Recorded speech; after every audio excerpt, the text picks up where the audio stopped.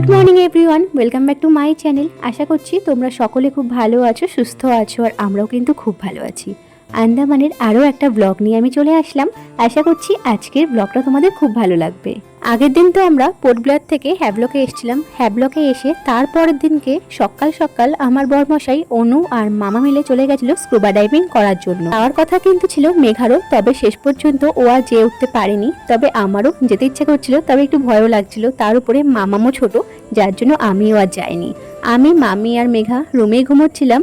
আর দেখো এখানটায় সকাল সকাল কিন্তু তিনজনে চলে গেছিল স্কুবা ডাইভিং করার জন্য। আমি মামামের পাপাকে বলেই দিয়েছিলাম যে এখানটায় এসে না কিছু কিছু ভিডিও করতে, সেগুলো আমি তোমাদের সঙ্গে শেয়ার করব। তবে এখানটায় এসে তেমন একটা ভিডিও যদিও বা করে উঠতে পারিনি, তবে কিছু কিছু করেছিল, সেগুলো তোমাদের সঙ্গে শেয়ার করলাম। এখানটায় আসার পরে কিছু কিছু নিয়ম ছিল, তারপরে ওদেরকে দিয়ে কিছু ট্রেনিংও করিয়েছিল। সমস্ত কিছু করানোর পরে এখানটায় নিয়ে এসেছিল, তারপরে বোটে করে নিয়ে গেছিল ওদেরকে স্কুবা ডাইভিং করানোর জন্য। হ্যাঁ, তোমাদের সঙ্গে একটুখানি ক্লিপ আমি শেয়ার করছি, আর বাদ বাকি সমস্ত কিছু তোমাদের সঙ্গে আলাদা একটা ভিডিওতে শেয়ার করে দেব। আর হ্যাঁ, পার হেড কিন্তু 2500 টাকা করে নিয়েছিল। চলো আমি ভয়েস ওভার দিচ্ছি না, তোমরা ভিডিওটা দেখে নাও।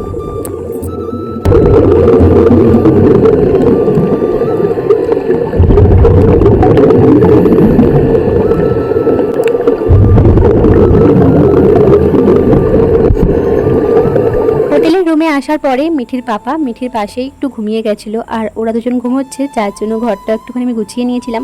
আর অনেক জিনিসপত্র এলোমেলোও হয়েছিল, সেগুলো গোছগাছ করে আমিও রেডি হয়ে গেছিলাম, যেহেতু 8টার মধ্যে আমাদেরকে বেরোতে হবে। আমি তো রেডি হয়ে গেছিলাম। তারপরে মামাম যখন ঘুম থেকে উঠলো, ওকেও খাইয়ে দিয়েছিলাম। আর দেখো বলেছিলাম 8টার সময় বেরোবো, সেটা আর বেরোনো হলো না, অনেকটাই লেট হয়ে গেছিলো, প্রায় 10টা মতো বেজে গেছিলো। যার জন্য একেবারে আমরা এই যে আমাদের হোটেলের রুমের উল্টো সাইডে একটা রেস্টুরেন্ট ছিল, সেখানটায় এসে একেবারে ভাতই খেয়ে নিয়েছি। আর আমাদের আজকের দিনটা বেশ ভালো কাটছিল সকাল থেকে মনে হয়, যেহেতু এখানটায় বাঙালি খাবার দাবার মানে মনের মতো একটু কমই পাওয়া যায়। তবে এই রেস্টুরেন্টটা আমার বেশ ভালো লেগেছিল, খাবার দাবারও খুব ভালো ছিল।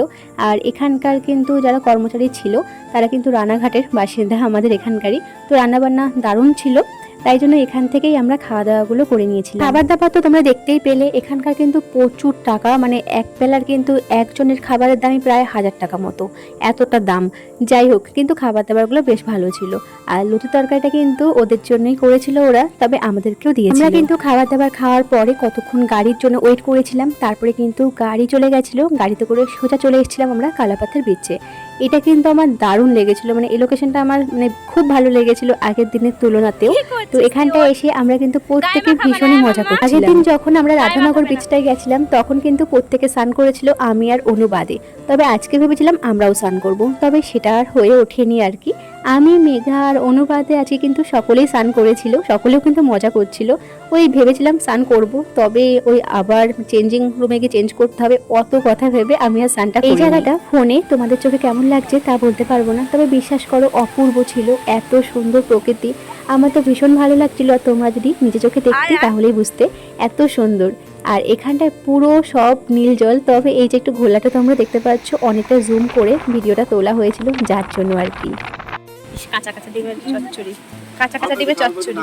কে দেখ ভালো লাগে খাবি না খাবি না? ভালো না, ভালো না, মানে ভালো না, ভালো না, ওইটা ভালো। একবার যখন বলবেন না এটা ভালো, এটা ভালো না।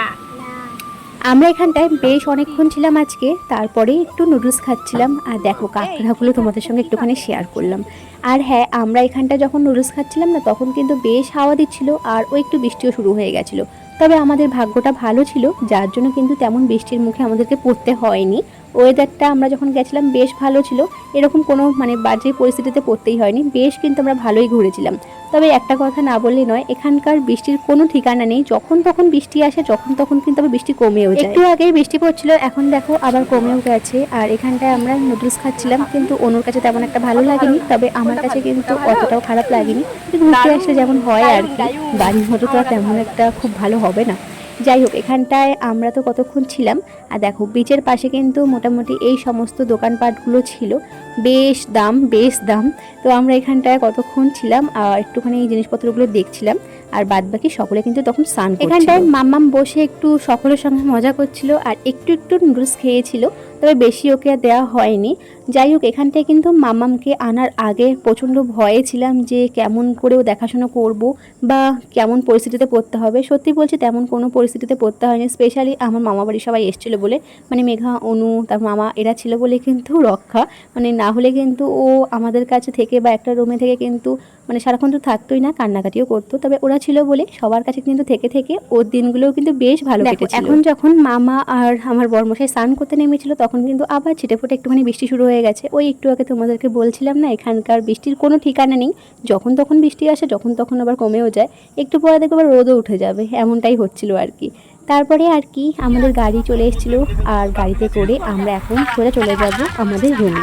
আমাদের ভাগ্যটা ভালোই ছিল বলতে হবে, আমরা যখন গাড়িতে উঠলাম তখন কিন্তু বেশ জোরে বৃষ্টি চলে এসেছিলো, আর তখন কিন্তু বেশ ভালোও লাগছিলো, কারণ ওয়েদারটা আরও ঠান্ডা হয়ে গেছিলো।